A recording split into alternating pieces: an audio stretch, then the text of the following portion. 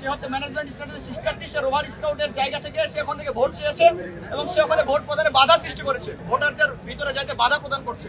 1 ঘন্টা কেন ভোট বন্ধ ছিল তাদের কাছে এটা আমরা জবাব চাই। প্যানেলের ওখানে আমাদের একজন প্যানেলের এজেন্ট আমাকে জানিয়েছে ওখানে 100 ব্যালট পেপার স্বাক্ষর করা হয়েছে, উপস্থিত জাল ভোট করার জন্য অপচেষ্টা করা হয়েছিল।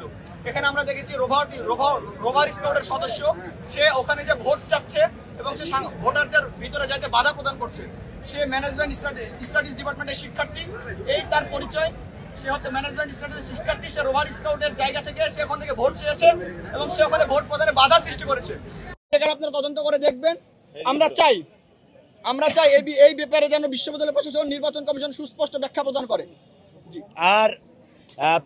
আর যে শহীদুল্লাহ কলা ভবন অর্থাৎ জিয়া হলের যেই ভোট কেন্দ্রটি, সেই ভোট কেন্দ্রটি আপনারা জানেন, আমরা মিডিয়ার উপস্থিতি ওখানে ছিলাম, আপনারা অনেকেই দেখেছেন।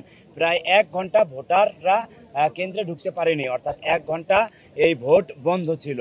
এই 1 ঘন্টা কেন ভোট বন্ধ ছিল এটা আমরা ওই কেন্দ্রের যে প্রিজাইডিং অফিসার এবং আমাদের নির্বাচন কমিশনের যারা আমাদের দায়িত্বে আছেন তাদের কাছে এটা আমরা জবাব চাই।